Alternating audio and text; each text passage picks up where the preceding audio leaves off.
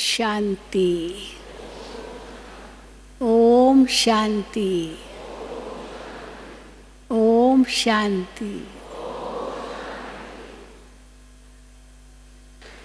कल हम सभी भाई बहनों ने शिव बाबा के संग, ब्रह्मा बाबा के संग, सर्व दादियों दीदियों के संग अपना और बाबा का जन्मदिन मनाया। सभी ने मनाया। हाँ। कैसा सुंदर जन्मदिन था, जो सारे कल्प में ऐसे किसी का नहीं होता, जो बाप और बच्चों का जन्मदिन एक ही हो। अगर एक तारीख तो हो सकती है, लेकिन वर्ष तो अलग होगा। लेकिन बाबा ने कहा कि बच्चों का भी साथ साथ जन्मदिन हुआ। क्यों? क्योंकि शिव बाबा ने यज्ञ रचा, तो यज्ञ में ब्राह्मण चाहिए, तो ब्रह्मा द्वारा ब्राह्मण रचे। जो ब्राह्मण यज्ञ की रक्षा करे, यज्ञ की पालना करे, यज्ञ को आगे बढ़ाए, तो कैसे बाबा ने 14 वर्ष तक जो भी उस समय बाबा के बच्चे बने, उन सब की पालना की। एक बीज ब्रह्मा बाबा ने रोपा उस समय, आज से 87-88 वर्ष पूर्व, और आज वो बीज वट वृक्ष के रूप में सारे विश्व में 140 देशों में अपनी शाखाएं फैलाए हुए आगे बढ़ता ही जा रहा है, बढ़ता ही जा रहा है।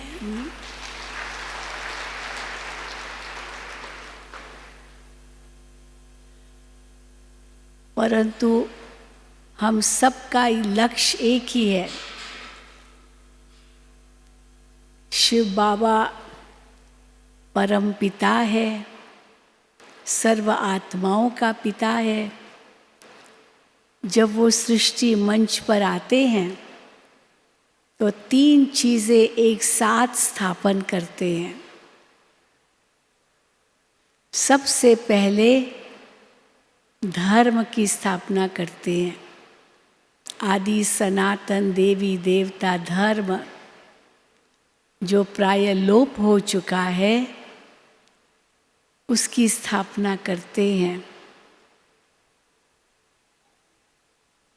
फिर उसके साथ साथ राजाई स्थापन करते हैं। जो राजाई आज भारत में लुप्त हो चुकी है, सारे विश्व में राजाई खत्म हो चुकी है लगभग। प्रजा का प्रजा पर राज्य है, लेकिन आदि काल से राजाई चली आई है। तो भगवान आकर के राजाई स्थापन करते हैं। और तीसरा, कुल कहो, खानदान कहो, परिवार कहो, वो स्थापन करते हैं। सतयुगी दैवी कुल या दैवी परिवार वो कैसे बिखर गया सारे विश्व में, और वहाँ से कोने कोने से निकाल रहे हैं बाबा अपने बच्चों को, और वे इस कुल में, ब्राह्मण कुल में जुड़ते जा रहे हैं। लेकिन इन तीनों की स्थापना कैसे की बाबा ने? सबसे पहले आदि सनातन देवी देवता धर्म की स्थापना के लिए कौन सा बल चाहिए, या कोई भी धर्म की स्थापना के लिए कौन सा बल चाहिए? वो बल है पवित्रता का। तो बाबा ने शुरू से पवित्रता की बात कही है। राज्य की स्थापना करने के लिए नियम और मर्यादाएं चाहिए। कोई भी राज्य स्थापन होता है तो उसके लिए संविधान बनाते हैं। इस संविधान के अनुसार ही वो राज्य, वो देश चलेगा, वही नियम पालन होंगे। तो बाबा ने शुरू से ही नियम हम बच्चों को दिए, क्योंकि राजाई स्थापन हो रही है। और तीसरा, कुल स्थापन करने लिए बाबा ने आत्मा और परमात्मा का ज्ञान दिया, क्योंकि इसी ज्ञान से वो अलौकिक परिवार बनेगा।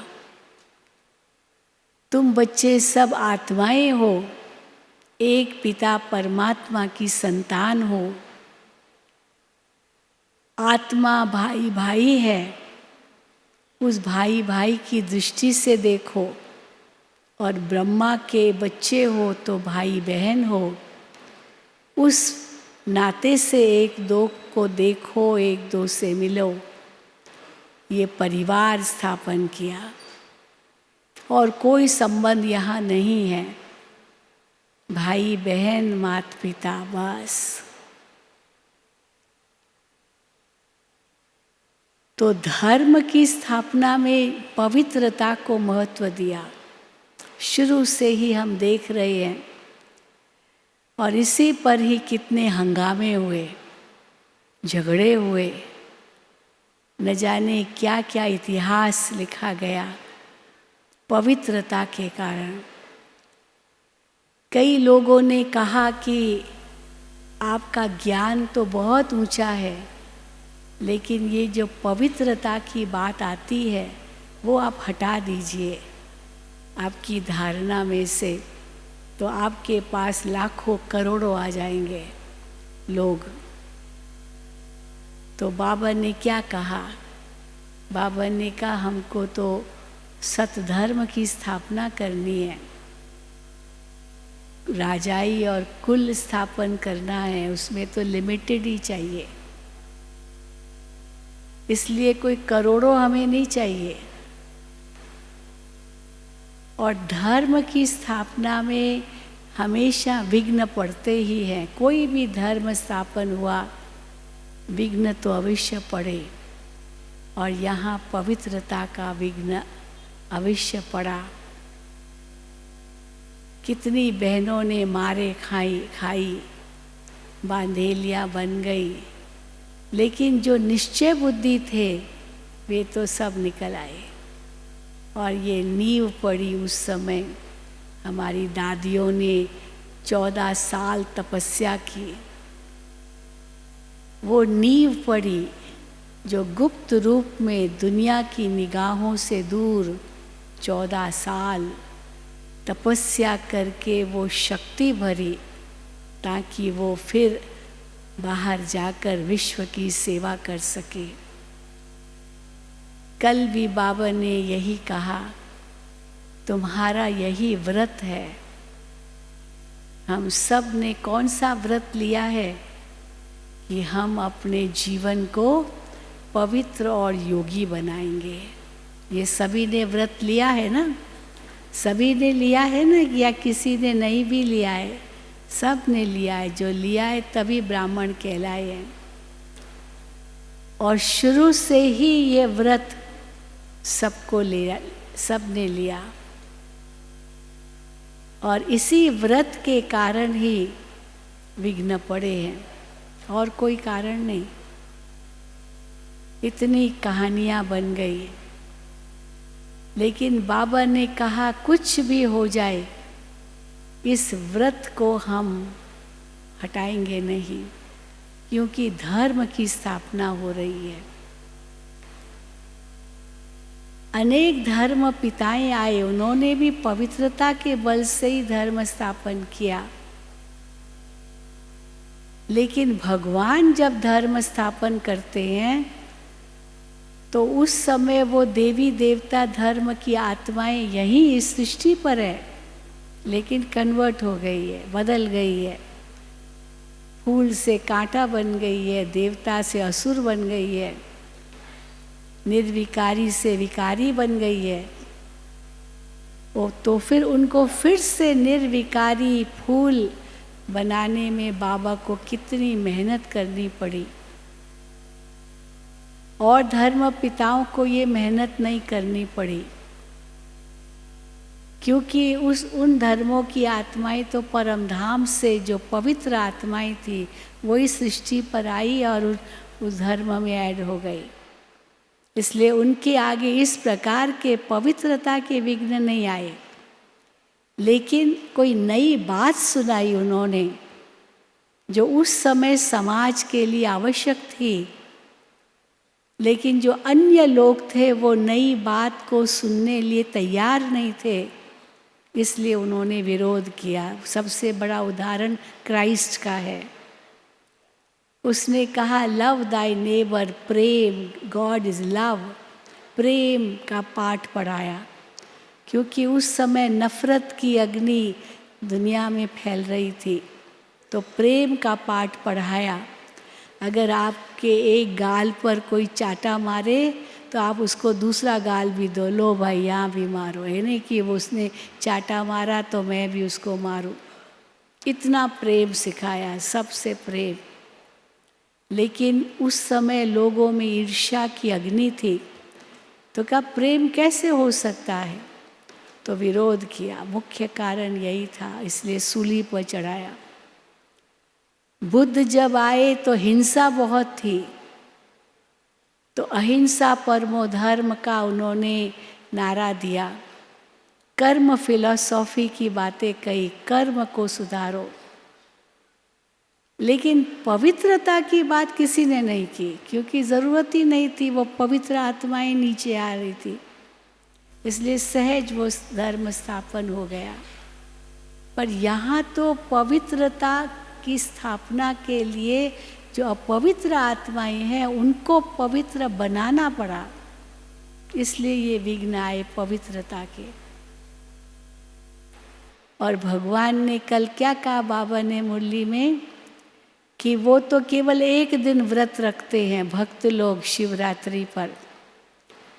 एक दिन व्रत रखा, चलो भूखे रहे, परंतु दूसरे दिन तो फिर खा लेते हैं, और वो एक दिन का ही व्रत होता है। लेकिन हमने जो पवित्रता का व्रत लिया है, इस जन्म की पवित्रता का तो हम पालन करेंगे ही, लेकिन ये व्रत 21 जन्म तक चलता है। ऐसा ये पावरफुल व्रत है जो भगवान हमें व्रत सिखाते हैं, जो 21 जन्म हम पवित्र रहेंगे। वहाँ पर हम सब उसी पवित्रता के बल से फिर राज्य भी चलाएंगे। फिर राज्य की स्थापना के लिए नियम और मर्यादाएं बताई जाती है। तो बाबा ने शुरू से कितने नियम बताए। बाबा की हर मुरली में नियम और मर्यादाएं अवश्य आती है। अमृत वेले से रात्रि तक बच्चे ये करो, बच्चे ये नहीं करो, ये नियम और मर्यादाएं ही तो है। क्या करो क्या नहीं करो, जैसे नियम देश के होते हैं, संविधान में, कॉन्स्टिट्यूशन में ये आर्टिकल, ये फलाना, ये कानून बनते हैं। और कानून का अगर उल्लंघन किया तो बहुत बड़ी सज़ा है।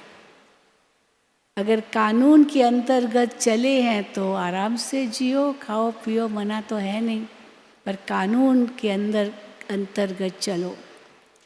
तो सुबह से लेकर के रात्रि तक हर कर्म के लिए बाबा ने नियम और मर्यादाएं बताई। उठो तो कैसे उठो, सो तो कैसे सो, खाओ तो कैसे खाओ, अन्न की शुद्धि, संग की शुद्धि, यहाँ तक संकल्पों की भी शुद्धि, संकल्पों की भी शुद्धि, मन वचन कर्म तीनों की शुद्धि, ये बाबा ने हमें नियम दिए हैं। उससे ही राजाई स्थापन हो रही है। और जो जितना करेगा उस अनुसार वो पद पाएगा। और बाबा जानते हैं सब तो एक जैसा पद पा भी नहीं सकते हैं।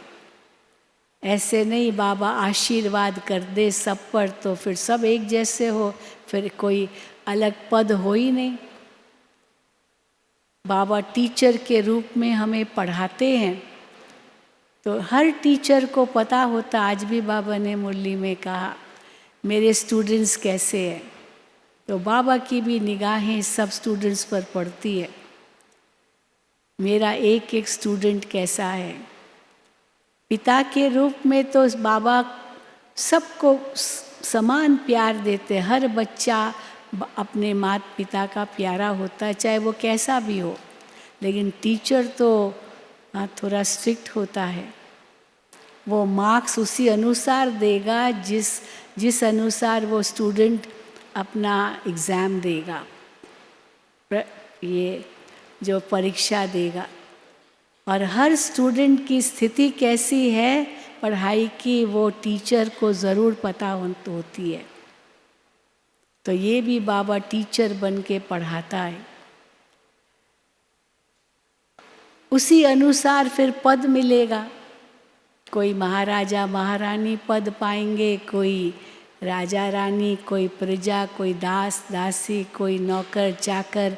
बाबा कहते ये सारे पद इस सृष्टि पर आएंगे। सब अभी भी वही है, वैसे ही है, लेकिन अंतर क्या है, वहाँ सब सुखी होंगे और यहाँ राजा प्रजा सब दुखी है।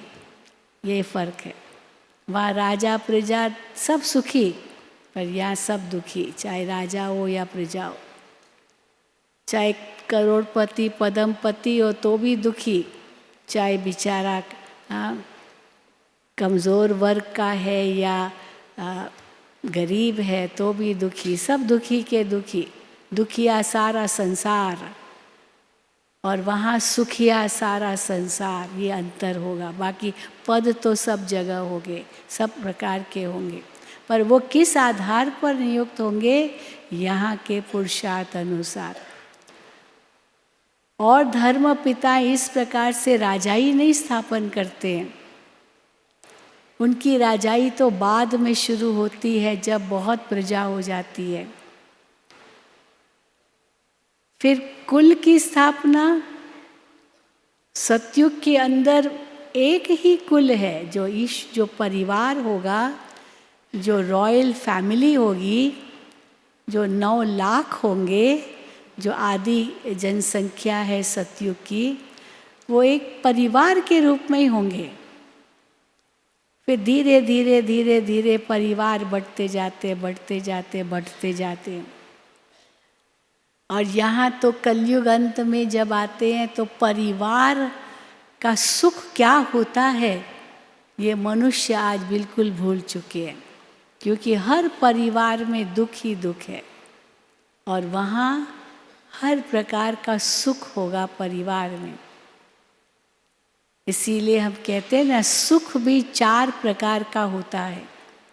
एक तन का सुख, दूसरा मन का सुख, तीसरा धन का सुख और चौथा जन का सुख, माना परिवार या संबंध का सुख।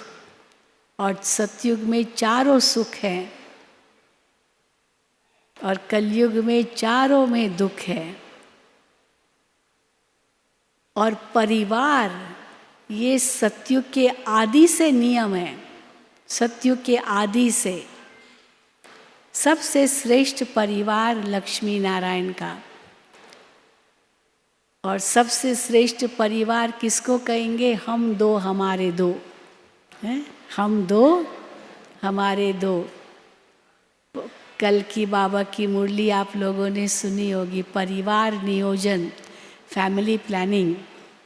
उस समय जब बाबा की ये मुरली चली तब फैमिली प्लानिंग की बहुत बातें हो रही थी, क्योंकि जनसंख्या बहुत बढ़ गई थी। ये जब भारत स्वतंत्र बना 1947 में, तब भारत की जनसंख्या केवल 40 करोड़ थी। और उस समय ये नारा लगता था 47 में, 40 करोड़ का एक लंगोटी वाला। 47 की बात है। महात्मा गांधी जी एक लंगोटी पहनते थे बस। उसने वो कपड़े जैसे सब पहनते वैसे नहीं पहने, क्योंकि गरीब हो गया था भारत। जो भी आए भारत में आक्रमण किया, सब लूट के ले गए, तो भारत बहुत गरीब था, हो गया था। तो 40 करोड़ का एक लंगोटी वाला, उसने कहा जब तक मेरे और भारतवासियों को सब कपड़ा नहीं मिलेगा तब तक मैं भी नहीं पहनूंगा। ये उसने प्रण किया था। हाँ, किया था ना उस समय। लेकिन वो 40 करोड़ जो 1947 में थे, वो 1900, आज अगर हम देखें भारत की जनसंख्या 140 करोड़ है। 140, कहाँ वो 40 करोड़ 75 साल पहले, और आज भारत की संख्या 140 करोड़। तो 75 सालों में 100 करोड़ जनसंख्या भारत की बढ़ गई। हम तो यही कहेंगे 1.5 करोड़ जनसंख्या हर साल भारत में बढ़ती है। तो उस समय 1960s में बहुत जनसंख्या बढ़ गई थी, तो सरकार ने ये परिवार नियोजन की बातें निकाली। गांव-गांव में परिवार नियोजन की बातें करते थे, और उसके लिए वो कृत्रिम उपाय बताते थे, है ना, कई आर्टिफिशियल तरीके, ताकि विकारी भले बनो परंतु बच्चे पैदा ना हो। बच्चे नहीं चाहिए, पर विकारी भले बने उसको तो रोक ही नहीं सकते। और पश्चिमी संस्कृति तो पूरी भोग संस्कृति है इस समय। भारत में फिर भी बाबा कहते ये सन्यासी महात्माएं गुरु आए जिन्होंने भारत को थमाया अपने पवित्रता के बल से। लेकिन वो जो पश्चिमी संस्कृति है वो तो यही मानने लगे कि काम विकार ये तो मनुष्य का भोजन है। जैसे भोजन नहीं खाएंगे तो मर जाएंगे, ऐसे ही काम विकार नहीं करेंगे तो मर जाएंगे। ये यहाँ तक ये उनकी समझ थी।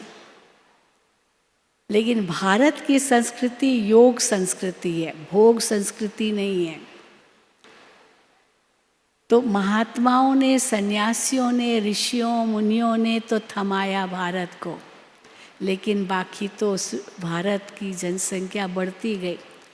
तो कृत्रिम उपाय बताए कई चीज़ें, वो तो आप जानते हैं कि कैसे बच्चे पैदा न हो। परंतु सबसे श्रेष्ठ उपाय कौन सा है? ब्रह्मचर्य की पालना।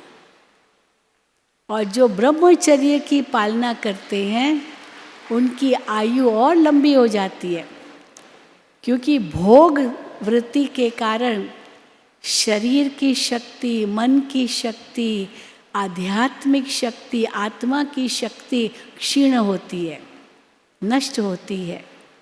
जिस नष्ट शक्ति के कारण आयु भी बहुत घट जाती है।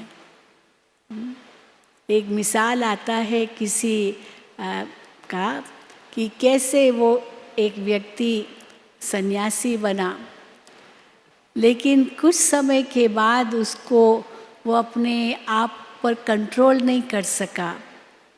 काम वासना की लत तो थी, परिवार छोड़ के आ गया था।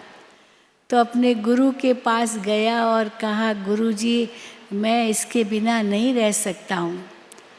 तो गुरुजी ने कहा ठीक है, तुम जाओ वापस अपने परिवार में, लेकिन साल में केवल एक बार विकारी बनना, एक बार। तो गया घर, फिर 1 साल बीत गया, एक बार ही विकारी बनना है, गुरु की आज्ञा थी। फिर वापस आ गया। गुरुजी 1 साल में एक बार कैसे हो सकता है? हाँ, ये भूख तो मिटी नहीं। तो गुरु ने कहा अच्छा ठीक है, वापस जाओ और 1 महीने में एक बार बस भिखारी बनना। फिर 1 महीने के बाद वापस आया, कहा भूख तो मिटी नहीं। फिर कहा अच्छा जाओ हफ्ते में एक बार बस। फिर आया वापस, का गुरुजी हफ्ते में एक बार मिटी नहीं भूख, विकार काम विकार की। फिर गुरु ने कहा अच्छा जाओ और भले रोज विकारी बनो, लेकिन पहले अपनी कब्र खोदो, अपनी कब्र खोदो, क्योंकि जितना तुम ये करोगे उतना मौत के नज़दीक जा रहे हो, मौत के नज़दीक जा रहे हो, क्योंकि आपकी शक्ति नष्ट होती जा रही है। तो देखो बाबा ने हमारी शक्ति को कैसे प्रिजर्व किया। ये शक्ति सकारात्मक रीति से यूज़ करने लिए बाबा ने हमें कहा, जो आज नकारात्मक रूप में यूज़ हो रही है।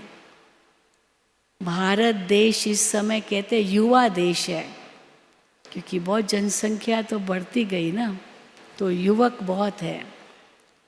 लेकिन वो युवक किस तरफ जा रहे, बाबा ने कल कितना कहा, कॉलेजों में तो जाओ क्या हाल लगा पड़ा है, और विदेश की तो बात ही मत पूछो। बाबा ने यहाँ तक कहा, सचमुच बात ही मत पूछो, इतनी दृष्टि वृत्ति गंदी है जो बात मत पूछो, क्योंकि भोग संस्कृति है। यहाँ फिर भी कुछ लाज है, लज्जा है, वहाँ तो ज़रा भी नहीं है। तो बाबा ने तो एकदम कहाँ रात और कहाँ दिन इसका अंतर कर दिया, और फिर शुरू से जो कुछ बाबा ने कहा, धीरे धीरे धीरे कैसे वो सब प्रत्यक्ष होता जा रहा है। शुरू में लोग कितना डरते थे यहाँ आने में, अरे ये लोग तो भाई बहन बनाते हैं, इनकी आँखों में नहीं देखना, ये सुरमा लगाते, आपको भी सुरमा लगा देंगे, जादू कर देंगे, इनका भोग नहीं खाना, प्रसाद नहीं खाना, ये जादू करेंगे, आपको हिप्नोटाइज करेंगे, लाल लाइट जलाते हैं, फिर कुछ मंत्र बोलते हैं और सबको सम्मोहित कर देते हैं, ये मत जाना, मत करना। आप लोगों को भी बहुतों ने कहा होगा ना, कहा होगा कि नहीं, कितनों को ये ऐसे कहा गया, हाथ उठाओ, देखो बहुतों को कहा गया।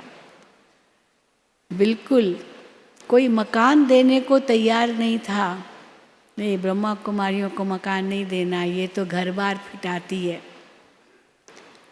लेकिन बाबा ने क्या कहा, बाबा ने कहा बच्चे एक दिन आएगा जब लोग आपको अपने आप ज़मीन देंगे, आपको मकान देंगे, आपको ये देंगे। आज वो दिन देख रहे हैं ना, देख रहे हैं या नहीं देख रहे हैं।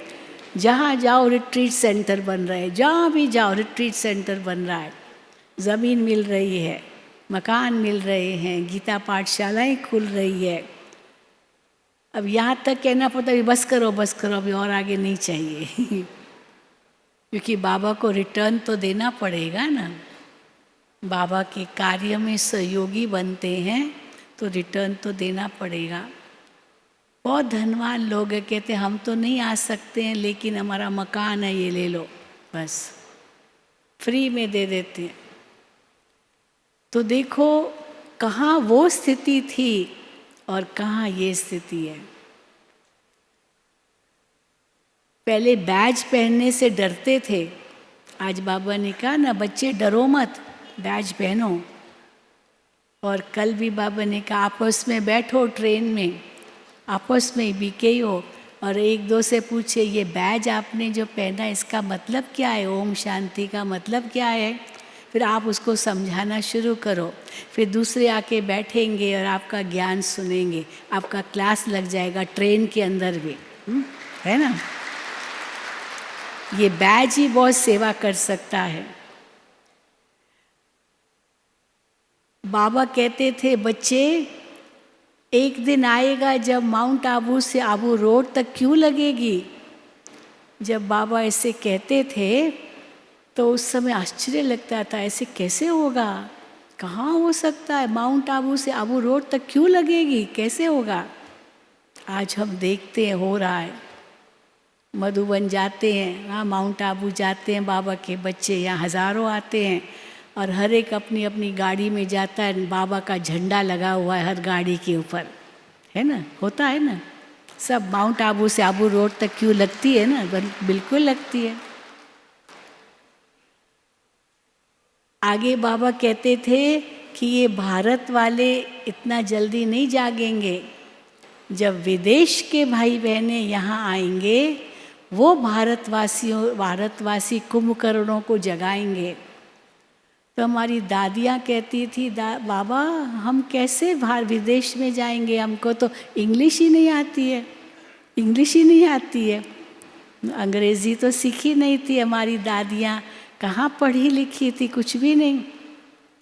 सिंधी बोलती थी क्योंकि सिंध में शुरू हुआ और सब सिंधी बोलते थे, हमारी सब पुरानी दादियाँ तो सब सिंधी थी, तो सिंधी बोलते थे।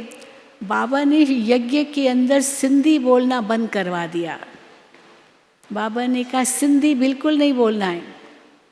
अब हिंदी तो इतनी आती नहीं थी, नहीं बच्चे तुमको बहुत सेवा करनी है इसलिए हिंदी में बोलना है।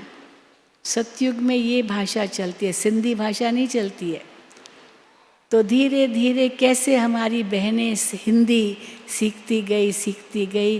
फिर हमने देखा हमारी जो बुज़ुर्ग दादियाँ थी उनको सिंधी ऐसे भूल गई, जो उनको कहते दादी थोड़ा सिंधी में बोलो, तो सिंधी भूलकर फिर हिंदी बोल लेते थे क्योंकि इतनी हिंदी पक्की हो गई। तभी तो भारत में सेवा कर सकी ना, अगर वो सिंधी में ही बोलती होती तो भारत में सेवा कैसे होती। बाबा ने दादियों को भेजा, अलग अलग राज्यों में भेजा, प्रांतों में भेजा, एक एक प्रांत में एक एक दादी को भेजा। पर ये कैसे सब हुआ? शुरू में बाबा ने कहा कि अगली दिवाली नहीं आएगी, और अभी 88 दिवालियाँ हो गई ना, 88 साल हो गए शिवरात्रि के। क्यों? उस समय साक्षात्कार हुए, बहुत साक्षात्कार हुए। हर एक को ऐसे लगा विनाश का साक्षात्कार, अभी विनाश होगा, अगली दिवाली नहीं आएगी।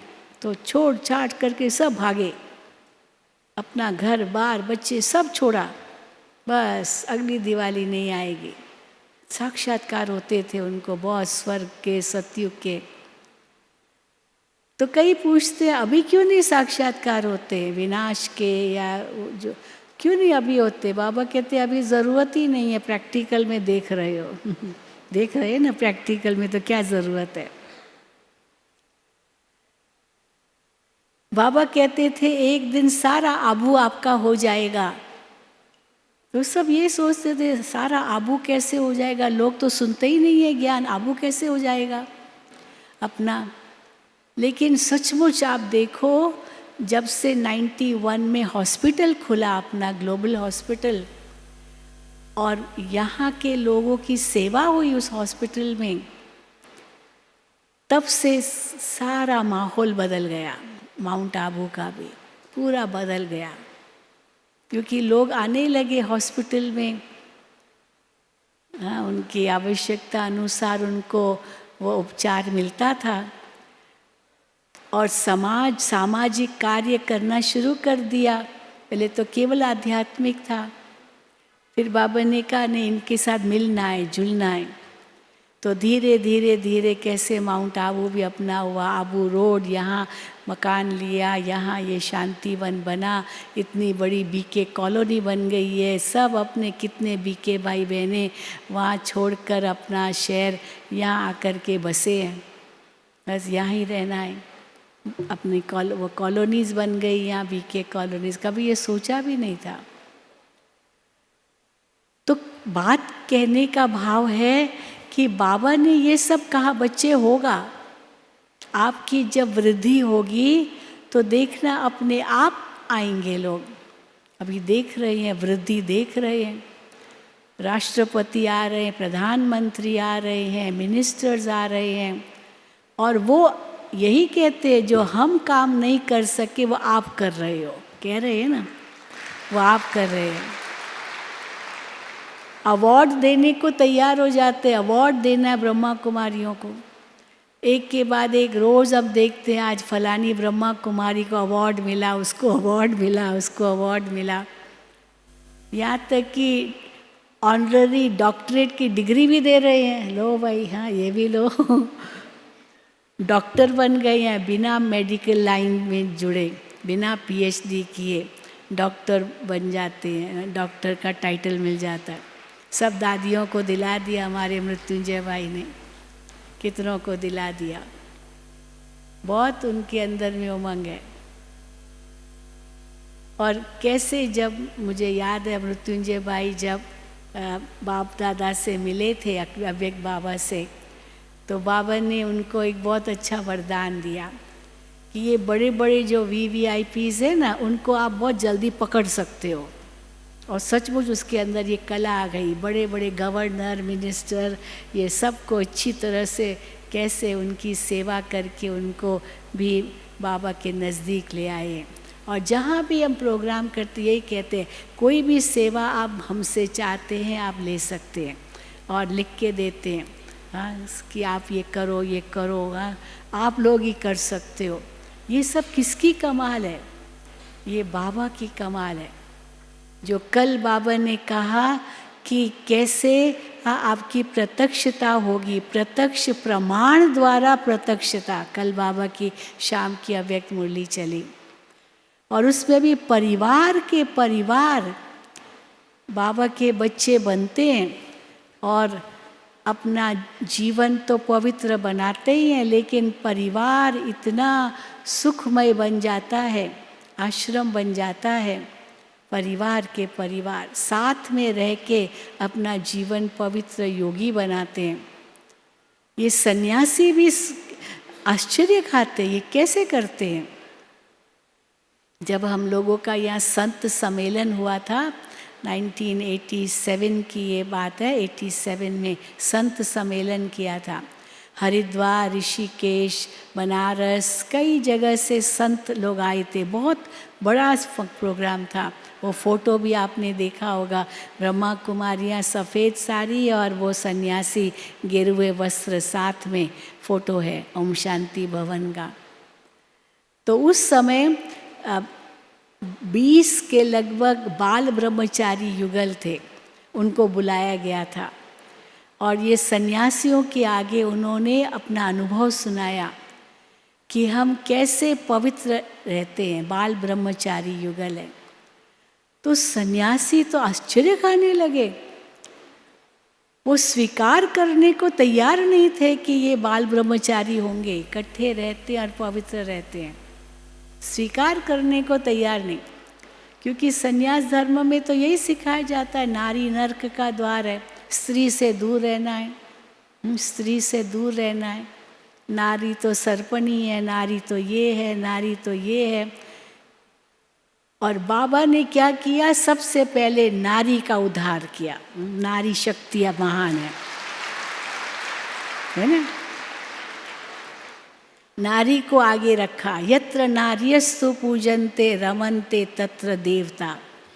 जहाँ नारी का सम्मान है वहाँ देवताओं का वास है।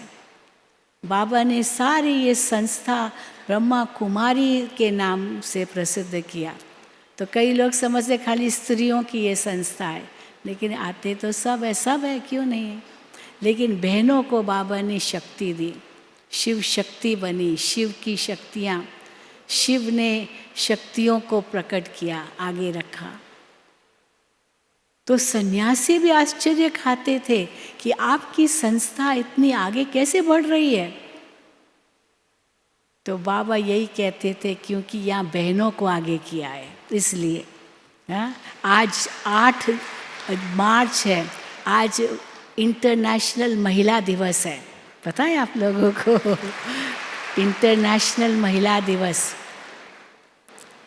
तो नारी का सम्मान, और जैसे ही बाबा ने नारी को सम्मान देना शुरू किया, दुनिया ने भी नारी को सम्मान देना शुरू किया। राजा राम मोहन रॉय, लाला लाजपत राय, ये सब उस समय ऐसे समाज सेवी थे जिन्होंने नारी को आगे बढ़ाया।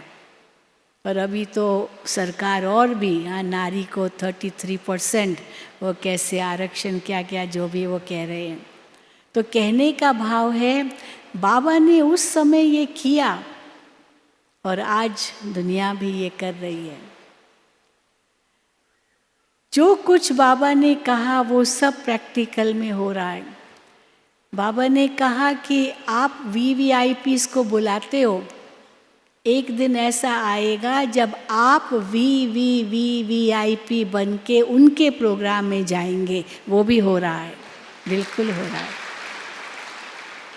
वो भी हो रहा है। राष्ट्रपति भवन में भी देखो निमंत्रण मिलता रहता है। राष्ट्रपति हमारी वो खुद बाबा की बच्ची है। ये सब कैसे किया? और वो साफ कहती है मुझे शिव बाबा की मदद है, मुझे शिव बाबा सब करा रहा है, शिव बाबा शक्ति दे रहा है। जब देखो अभी मैं कटक गई थी, वहाँ गोल्डन जुबली मनाई, वहाँ पर राष्ट्रपति जी आए थे।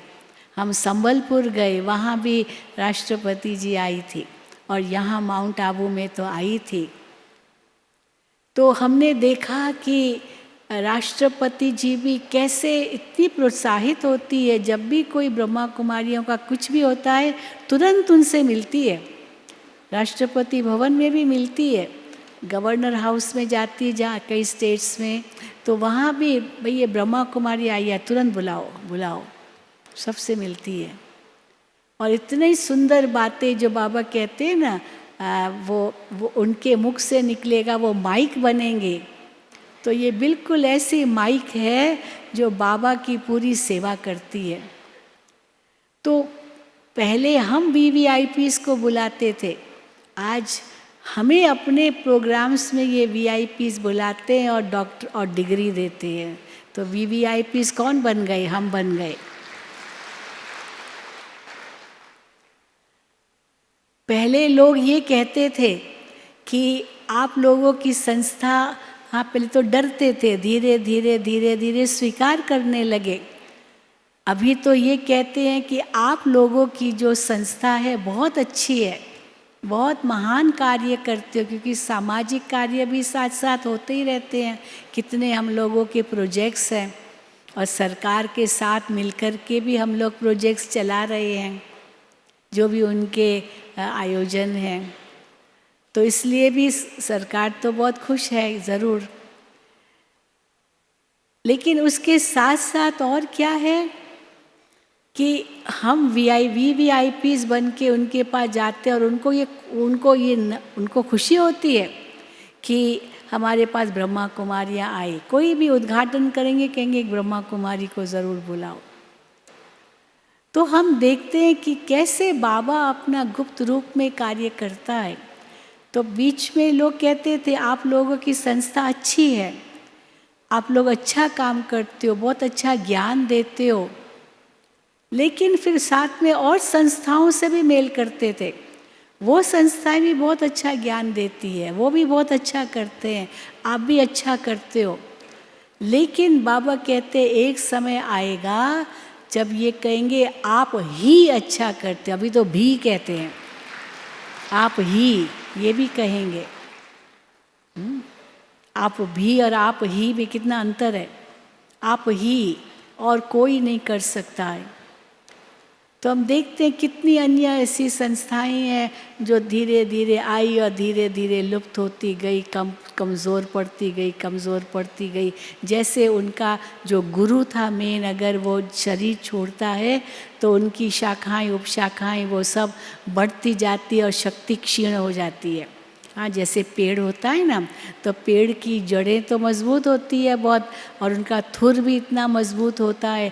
लेकिन जब शाखाएं निकलती है और उन शाखाओं की जो उपशाखाएं निकलती है, जैसे जैसे बढ़ता जाता है वो उपशाखाएं निकलती जाती, वो कमज़ोर पड़ती जाती है।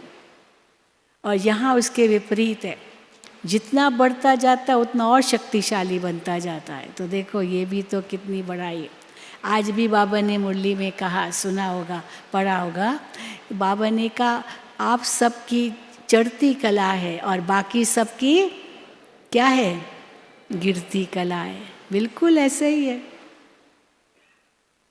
आए दिन हम देखते हैं फलानी जगह समर्पण समारोह हो रहा है, इतनी कुमारियाँ समर्पित हो रही है। जहाँ जहाँ भी कटक में गए वहाँ गोल्डन जुबली मनाई, 50 कुमारियाँ ढक से समर्पित हो गई। जहाँ जहाँ समर्पण समारोह होते रहते हैं, सम्मान समारोह होते रहते हैं, नए नए भवन बनते हैं।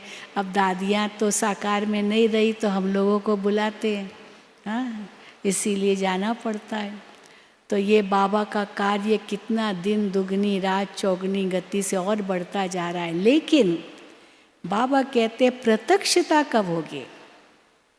भगवान का ये कार्य है, ये प्रत्यक्षता चाहिए। अभी तो बहुत महिमा गाते हैं, हमारे पास शिविर में आते हैं भाई बहनें, तो ये महिमा ज़रूर गाते हैं। आप भोजन बहुत अच्छा है, आपका प्यार बहुत अच्छा है, ज्ञान बहुत अच्छा है, आपका व्यवहार बहुत अच्छा है। यहाँ जो भी आते हैं सबके देखते हैं, सबका चेहरा हर्षित मुख है, किसी के भी चेहरे पर कोई टेंशन नहीं है, कुछ नहीं है। क्योंकि दुनिया में तो टेंशन है ना, दुख है, बहुत दुख है। यहाँ तो कुछ नहीं है, सब इतना प्यार से सेवा करते हैं, सेवा भाव आपका बहुत अच्छा है, महिमा करते हैं। लेकिन बाबा कहते हैं यहाँ भगवान पढ़ा रहा है, ये भगवान ज्ञान दे रहा है, यहाँ तक अभी तक नहीं पहुँचे हैं। अब वो कब पहुँचेंगे? वो कब पहुँचेंगे? तभी तो प्रत्यक्षता होगी ना। प्रत्यक्षता कैसे होगी? प्रत्यक्षता तब होगी जब उनके मुख से निकलेगा यहाँ भगवान पढ़ा रहे हैं।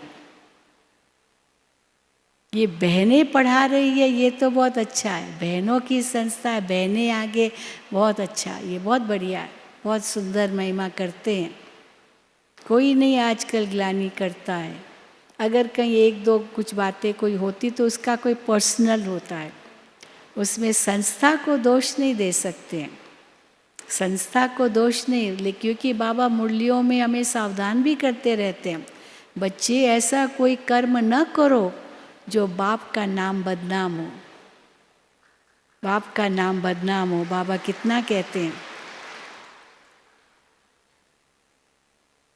क्योंकि एक अगर कुछ ऐसा गलत काम करेगा तो पूरी संस्था का नाम बदनाम हो सकता है, इसीलिए ये मत करो। हाँ, वो तो समझते गुरु का निंदक ठौर न पाए, लेकिन ये बाबा कहते हैं सतगुरु की निंदा कराई तो आपका पद खत्म हो जाएगा। हाँ, बाबा ने कल मुरली में एक बहुत सुंदर बात कही, जब बहुत कहीं झगड़ा वगैरह हो जाता है ना तो मिलिट्री आ जाती है, और मिलिट्री क्या करती है, कर्फ्यू लगा देती। कर्फ्यू माना घर से बाहर नहीं निकलना, वो खिड़की भी खोल के नहीं देखना, क्योंकि खिड़की से भी अगर झांक के देखा तो भी आपको शूट एट साइट, उसी समय गोली मार देंगे। अगर खिड़की से झांक के भी देखा तो खिड़कियां बंद, दरवाजे बंद, कर्फ्यू, रास्ते पर किसी को नहीं आना है। तो यहाँ बाबा क्या कहते हैं, शूट एट साइट माना देखते ही गोली मारना। अभी यहाँ थोड़ा सा भी मनसा में भी कुछ ऐसे रोला हुआ, माया आई और फिर विकारी बना, तो कौन शूट करेगा? कौन शूट करेगा? बाबा नहीं शूट करेगा। हाँ, बाबा नहीं गोली चलाएगा, कौन शूट करेगा? माया शूट करेगी। फट से ये माया का मुरीद बन गया है, मारो इसको, और वो बाबा से मार देगी। बाबा से मर गया, वो फिर चला गया। आज बाबा ने और विचित्र बात कही मुरली में, ध्यान से सुना होगा, कि ये इंद्र सभा है, यहाँ सब पवित्र चाहिए। वो इंद्र सभा की कहानी बताते हैं ना, कि इंद्र सभा में कोई वो परियां रहती थी, इंद्र सभा में ऐसे बताते हैं। तो वो पुखराज परी, नीलम परी, ऐसे परियों के नाम आते हैं इंद्र सभा में।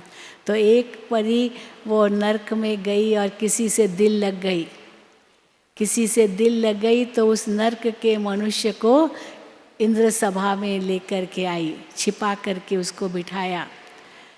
इंद्र को बांस आई उसकी, तो कहा कौन यहाँ पर नरक का व्यक्ति बैठा है?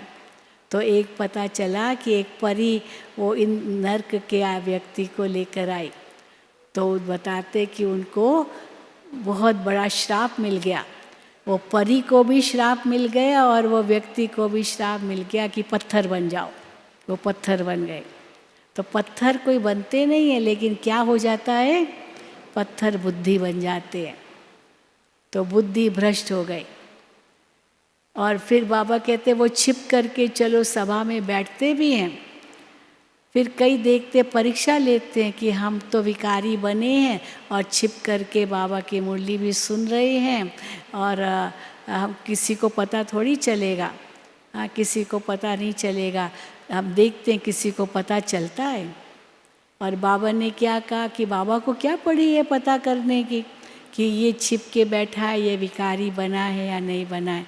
उसका कर्मों का हिसाब किताब ही उसको हाँ ख़त्म कर देगा। बाबा को क्या पड़ी है, बाबा क्यों देखता रहेगा इस प्रकार से। पर बाबा ये ज़रूर देखेगा। आज बाबा ने ये भी बताया कि बाबा देखेगा मेरा ये कौन सा फूल है, ये कौन सा फूल है।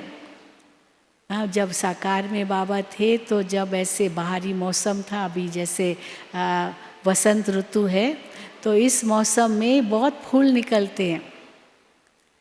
ठंडी चली गई, शरद ऋतु खत्म हो गई, बसंत ऋतु आ गई, तो बहुत फूल निकलते हैं। तो बगीचे में बहुत प्रकार के फूल थे। तो बाबा के आगे ट्रे में लाते थे फूल। दादी प्रकाश मणि के आगे भी ऐसे लाते थे। तो बाबा क्या करते थे, एक एक फूल को सूंघते थे। बाबा कहते थे ये फूल बहुत खुशबूदार है। कोई बड़े बड़े फूल होते थे लेकिन सुगंध ज़रा भी नहीं। कोई बहुत छोटे फूल होते थे पर बहुत सुगंध। तो बाबा को गुलाब के फूल, जो रियल गुलाब है, वो बाबा को बहुत पसंद थे। तो इसीलिए बाबा कहते थे कि जिस फूल में चारों विशेषताएं हो वो फूल हाँ बाबा को पसंद है। वैसे फूल में चारों विशेषताएं बहुत कम होती है। केवल एक रूहे गुलाब, उसमें वो चार विशेषताएं होती है। चार विशेषताएं कौन सी होती है, एक रूप, उसका सुंदर रूप, फिर उसका रंग, उसका सुंदर रंग, फिर उसमें रस, वो रस वाला फूल होते। कई तो फूल ऐसे रस वाले होते हैं, उनकी तो जैसे गुलाब का गुलकंद निकलता है। और चौथा उसमें सुगंध। तो रूप रंग गंध सुगंध, रूप रंग गंध रस, ये चारों जिसमें हो वो है किंग फ्लावर। तो बाबा कहते थे कि जिनके अंदर ये चारों बातें, ज्ञान योग धारणा सेवा, चारों, वो बाबा के सबसे सुंदर फूल बच्चे हैं। और बाबा उन बच्चों को याद करते हैं। तुम बच्चे बाबा को याद करते हो, पर बाबा किन बच्चों को याद करते हैं, जिनके अंदर योगी स्थिति है, रूप भी है, रंग भी है, ज्ञान का रंग भी है, गुणों की सुगंध भी है, और वो रस भी है, जिस रस से वो सेवा करते हैं, प्रेम से सेवा करते हैं, याद की के शक्ति से सेवा करते हैं, दिल से सेवा करते हैं, मिठास से सेवा करते हैं, निश्चय से सेवा करते हैं, उस पवित्रता के बल से सेवा करते हैं, तो वो आकर्षित करते। तो बाबा को भी वो आत्माएं आकर्षित करती है और वही आत्माएं ऊंच पद पाएगी। तो बाबा के आगे कई फूल आते थे तो बाबा कहते थे ये ठीक नहीं। फिर बाबा के आगे अक का फूल भी देखा। आपने अक का फूल देखा है? जिन्होंने अक का फूल देखा है, जो शिव पर चढ़ाते हैं, देखा होगा। हाँ, कईयों ने नहीं देखा है। तो अक के जो फूल होते थे, जंगली फूल होते हैं। आप माउंट आबू से आबू रोड जाएंगी ना, रास्ते में जहाँ पर वो दीवार है, वहाँ ऐसे ही निकल आते हैं। वो छोटे छोटे फूल होते हैं, कड़वे होते हैं। तो वो फूल कोई नहीं खाता है, हाँ, कड़वे होते हैं, लेकिन वही फूल शिव पर चढ़ते हैं। तो कल बाबा ने क्या कहा, क्रोध रूपी अक का फूल, हाँ, क्रोध रूप जी क्या कहते हैं, हाँ, छोटे छोटे, बहुत छोटे छोटे होते हैं अक के फूल, रंग बिरंगे होते हैं जी।